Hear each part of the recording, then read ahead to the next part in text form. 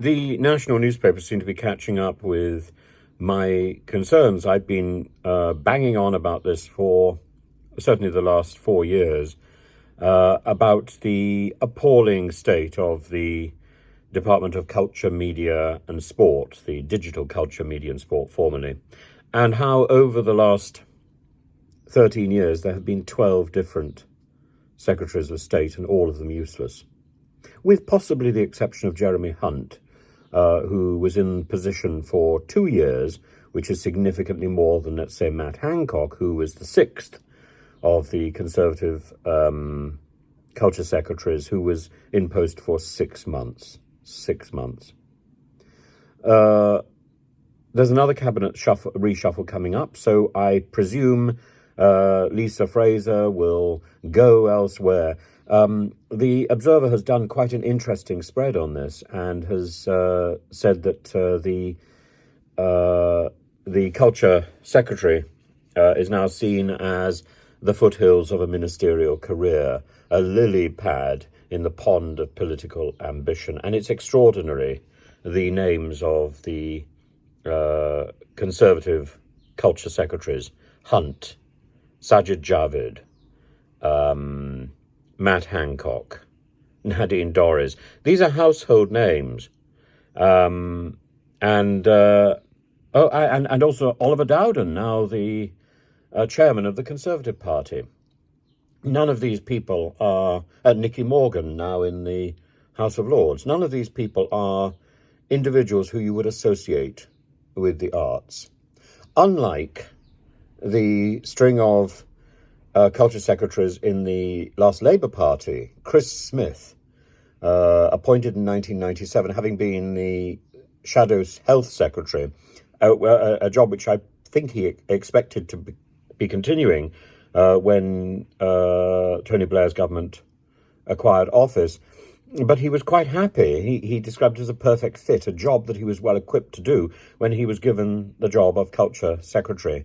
And he considered that the job was, and the ministry, the culture, was something deep and abiding of importance. It was significant to the nation. It is the job, he said, that makes life worth living.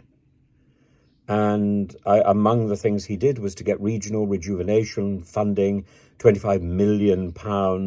And he was succeeded by Tessa Jowell, who was also an arts enthusiast. But there were the three ministers during the very short-lived Gordon Brown administration. But then, of course, the Labour Party was in trouble and unfocused.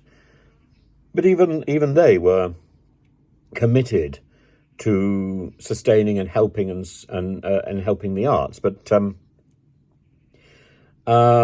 let's say out of 11 of the culture secretaries, let's give Hunt a little bit of respect. Not much, but a little bit. 11. It's extraordinary how completely uninterested they are. The story, which was written by what's the name of the person who wrote it? I can't see. No, I can't see who wrote this story. Oh no, not Nicholas Heitner. He's interviewed. Not Kit Buchan. I have no idea. Well, whoever wrote it in the Observer has done a very good job, and has surveyed the 11 remaining ministers, and the Kit Buchan has done this biography of them all, and there's very little of purpose. The nonsense of Nadine Dorries. Kit Buchan says, seeming to believe in 2022 that the internet was only 10 years old, mistaking rugby league for rugby union, moving to privatise Channel 4 despite not understanding its funding model, and saying the high point of her tenure was a rap video about new Ofcom regulations, including the immortal rhyme, "Is it true it will impact freedom of expression? No. We've put in legal protections in the 19th section." I don't see the immortal rhyme there, but there we are. Anyway, Sajid Javid was the third culture secretary of this administration. Hancock the sixth, only 6 months. Oliver Dowden the ninth. And what do they all have in common? I think 4 things, and I'm taking this largely from this article, from reading the article and from my own thoughts. First of all, the sheer number of ministers perpetuates a lack of continuity. Secondly, their focus on active destruction. Oh yes, Nicky Morgan is interviewed at the beginning of this article, and she pretty well says that there's not many votes to be found in the seats of the Royal Opera House. Art and culture is either too highbrow or too left-wing to be of interest to the Conservative Party. I find that an extraordinary decision, to be so dismissed, and yet at the same time the arts underpin our society, and it's the arts that we are exporting so vigorously. The arts, television, we are talking about the arts all the time, or sport, and there's active destruction of culture. In the case of dorries, the article says it's like lobbing a hand grenade, cutting £24 million with one quick decision about London, which literally has compromised or even destroyed the funding of the Britten Sinfonietta, the English National Opera, funding cut to 0, and told to move north to Manchester to compete directly with Opera North, or compromising Opera North's enormous efforts, or indeed to compete directly with Scottish National Opera, equally compromising their enormous efforts. I remember writing or doing a translation for Scottish National Opera's Opera Go Round, I think it was called, where they took opera around the islands, and I did a thing, an Offenbach operetta, and it's extraordinary. The arts works on a shoestring anyway, so it can deliver with almost 0 funding, but it's compromised, and it can't plan ahead if next week we have another minister who is even more dismissive than the last one. So a lack of continuity, the active destruction of people like Nadine Dorries, the disrespect that these individuals, Lucy Fraser, Michelle Donnellan, command. They lead by example, and the despair that they leave behind in the community. So people graduating today and hoping to work in theatre, in film, in television, they can't work in the UK. There's no jobs. And if, let's say, they get a job in theatre, the theatre goes dark after a week, because there's a series of train strikes which stop all the customers coming. That's what happened to Panto at the end of Christmas. And yet, where was the Culture Secretary talking to the Transport Secretary? Not a word, because they didn't think it was part of their remit, but it was. It was. Do you know,